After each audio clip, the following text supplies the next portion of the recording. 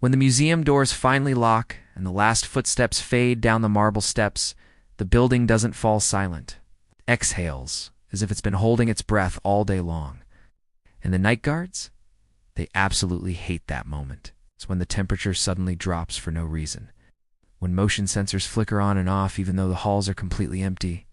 It's when the objects sitting silently behind their glass displays begin to feel aware. This museum isn't famous, not in the way you might think. You won't find it on any tourist maps or city guides. It's a private collection, a quiet repository for things that have nowhere else to go.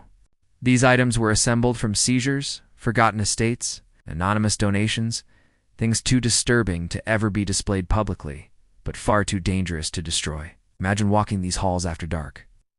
There's the cracked wooden mirror hanging in a dimly lit corner, but it never reflects the room behind you. Instead, it shows you something else, something standing far too close, breathing where your own breath should be.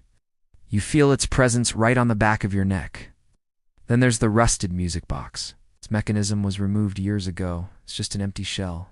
Yet it plays one single, jarring note at exactly 3:17 a.m. every single night. A sound that echoes through the silence and makes your skin crawl. And over in the historical wing, there's a child's doll from the 19th century. It's small, unassuming, but it's stitched together with real human hair.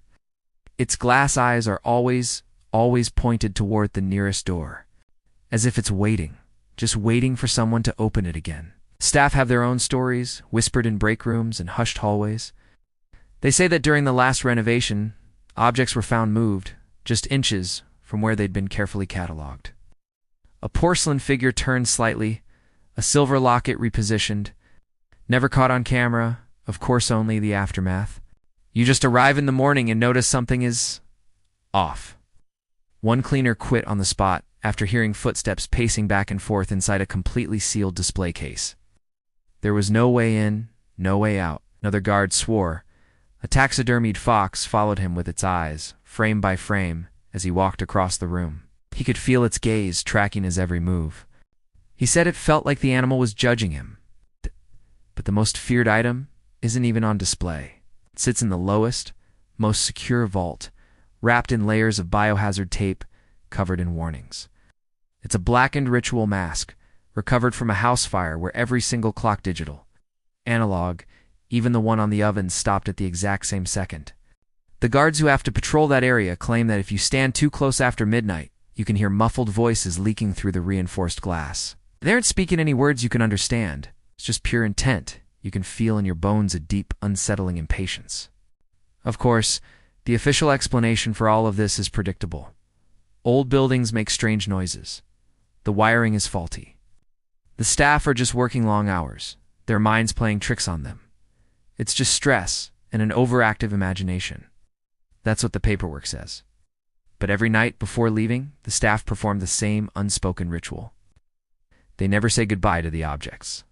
They never turn their backs on the display cases. They never, ever check the security camera footage from after closing time. Why? Because the few who broke that last rule, the ones who dared to look, saw something they could never unsee. They swore the objects weren't trying to escape the museum at all. No, they were moving closer to the exits, as if they were waiting to welcome something in. Thanks for watching. If you enjoyed this story, make sure to like, subscribe, and hit that notification bell so you don't miss our next descent into the unknown.